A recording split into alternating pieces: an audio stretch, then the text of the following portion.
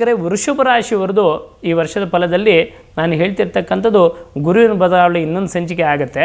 ಅದು ವೃಷಭ ರಾಶಿಗೆ ಶನಿದೇವರ ಬದಲಾವಣೆ ಏನಾಗುತ್ತೆ ಅಂತ ತಿಳ್ಕೊಳ್ಳೋಣ. ನೋಡಿ, ವೃಷಭ ರಾಶಿಯವರಿಗೆ ಗರ್ಭಿಣಿ ಸ್ತ್ರೀಯರು ಎಚ್ಚರಿಕೆಯಿಂದ ಇರಬೇಕು. ಯಾಕೆಂದರೆ ಪಂಚಮ ಸ್ಥಾನದಲ್ಲಿ ಕೇತು ಇರತಕ್ಕಂಥದ್ದಾದ್ದರಿಂದ ವೃಷಭ ರಾಶಿಗೆ ಸಾರ್ಧ ಸಪ್ತ ಶನಿದೇವರದ ಯಾವುದೇ ಅನುಗ್ರಹ ತೊಂದರೆ ಇರಲ್ಲ.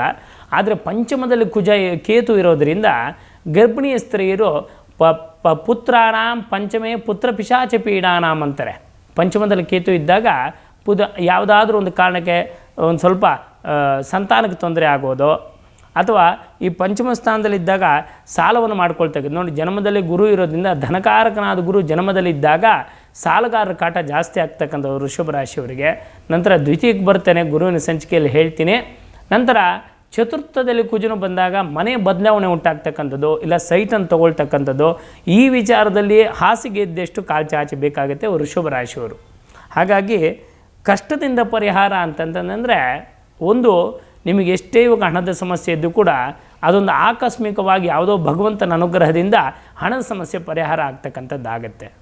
ಯಾಕೆಂದರೆ ಲಾಭಸ್ಥಾನದಲ್ಲಿ ಇಷ್ಟು ಗ್ರಹಗಳಿರೋದ್ರಿಂದ ನಿಮಗೆ ಭಗವಂತನ ಅನುಗ್ರಹವಾಗುತ್ತೆ.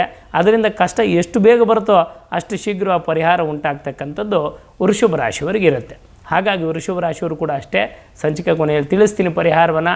ಅದು ಮಾಡ್ಕೊಳ್ಳೋದ್ರಿಂದ ಉತ್ತಮವಾದ ಅನುಗ್ರಹ ಪಡ್ಕೋಬೋದು.